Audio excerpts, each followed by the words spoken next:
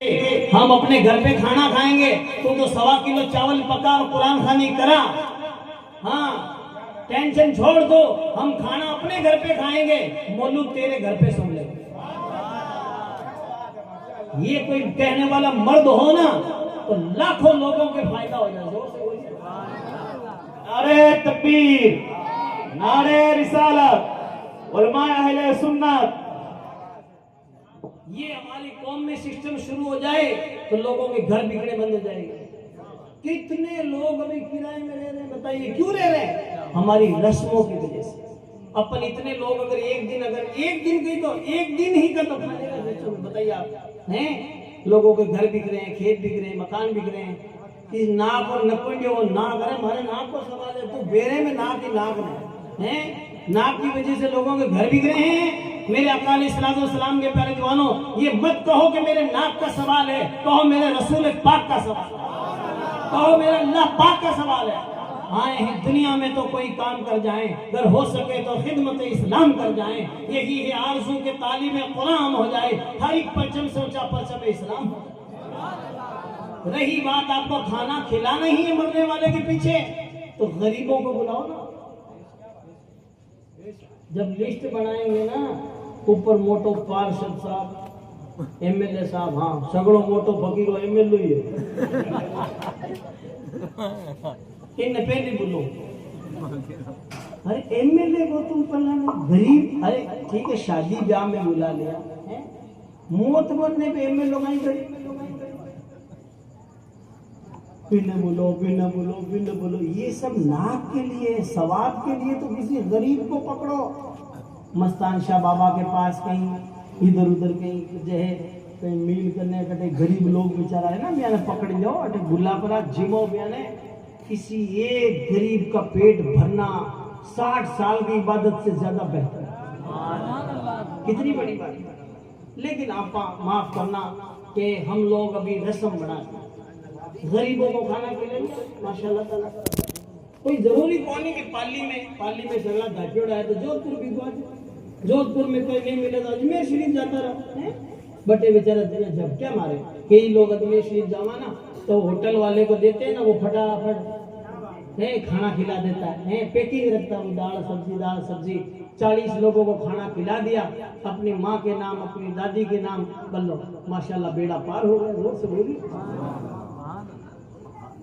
या फिर जो है किसी इमाम साहब से पूछ लोगे, इमाम साहब मैं अपने दादी के नाम एक मौलाना बनाना चाहता हूँ, तुम कोई ऐसा गरीब आदमी मुझे बताओ जो मौलाना बनना चाहता हो, तो इमाम साहब आपको बता देंगे कि ये हमारा बच्चा है जो गरीब है। बहुत से दारुल में, अपने यहाँ दारुल चलता है, पाली में हमारे ईसा के देख लो, नागौर में, बड़े दारुल में बहुत सारे ऐसे बच्चे हैं जिनके पास किताबें भी नहीं।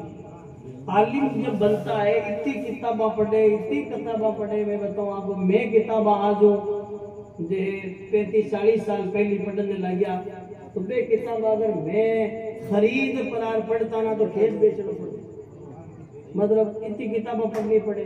लेकिन वहाँ ईसा क्या में क्या है, लाइब्रेरी बनी बोले भाई है, इतनी मोटी किताबें लाइब्रेरी बनी। फिर महीने किताब लो, नाम लिख दो और वापस किताब जमा करा दो, फिर दूसरी निकाल लो, ऐसा सिस्टम है लाइब्रेरी में। वो किताबें किसने दी? किसी ने अपने माँ के नाम, किसी ने अपने दादी के नाम, किसी अपने दादा के नाम, ईसा अलैहि पर नाम भी लिखे गए। तो आप 10,000 की 20,000 की ईसा के में या किसी भी मदरसे में किताबें मंगवा दो। जैसे जैसे बच्चे उस किताब को पढ़ते जाएंगे मरने वाले को सवाब मिलता है। और उस किताब से जो पढ़ के आलिम बन गया, हाफिज बन गया, कारी बन गया, जब तक वो लोगों को पढ़ाता रहेगा उसको सवाब मिलता। कितना बड़ा सवाब। तो आप अपने इमाम साहब से राब्ता करके कोई ऐसा गरीब बच्चा पकड़ो और जिसको पूरा खर्चा पूछ लो कि भाई इसका कितना साल का पैसा खर्च हो रहा है, महीने का 500 रुपये या 1000 रुपये। 1000 रुपये सालाना है, 12,000 हो गए महीने के हिसाब से। 12,000 रुपये पेमेंट कर दिया, महीने के महीने 1000 रुपये बच्चे का खर्चा दिया। 3 साल के अंदर बच्चा हाफिज कुरान बन गया। भारतीय 36,000 रुपया लगा, एक आपने हाफिज तैयार कर दिया। अब वो आपने अपनी अम्मी के नाम, दादी के नाम, नाना के नाम इसको हाफिज बनाया। जब तक वो हाफिज कुरान पढ़ता जाएगा और वो दूसरों को पढ़ाता जाएगा, उसको सवाब मिलता जाएगा। ठीक है, तो कितना 36,000 ही तो लग जाते हैं। कोशिश करे तो बंदा कर सकता है। तो ये आप माशाल्लाह ताला 3 साल तक आप रोजाना जो है 10 रुपया 20 रुपया अलग ही गल्ला मान लो माशाल्लाह। उसके अंदर जो है 30 रुपया रोज का लमसम 33 रुपया डाल दो। 33 रुपया रोज का एक गल्ले में डालते रहो, महीने का 1000 हो जाएंगे। बोलो सुभान अल्लाह। अगर आप 3 गुटके खाते हो तो 2 गुटके खा लो और 1 गुटके का पैसा उसमें डाल दो। मैं गुटके का मतलब ये नहीं गुटके से आप हाफिज बढ़ो, मैं ये कह रहा हूँ गुटके वाले में से बचा लो तो आपको एक्स्ट्रा पैसा भी नहीं कमाना पड़ेगा। और उसमें से गुटके से क्या फायदा होगा? नालियां खराब होगी, मातो खराब होगी, कोई देगी जिगर, कोई नहीं खावे जिगर और मातो घरों खराब हुए। इस वास्ते उसे कोई फायदा नहीं है सिवाय कैंसर होने के।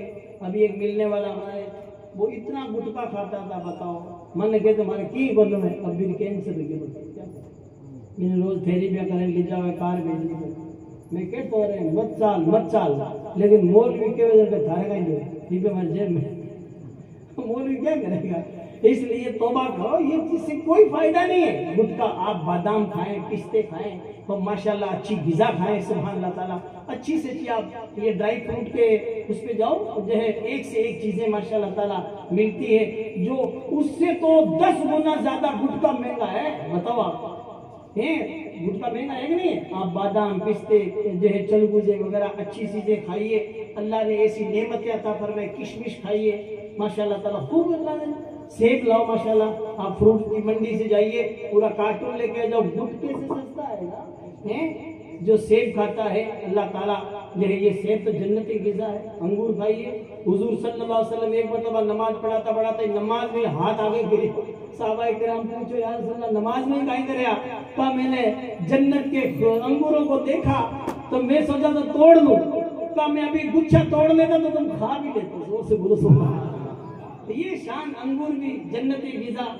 तो कहने का मतलब ये कि आज हम और आप हकीकत में गुटके वगैरह इन चीजों से थोड़ा परहेज करें और माशाल्लाह अपना मुंह साफ सुथरा रखें, इत्र लगाएं, खुशबू लगाएं।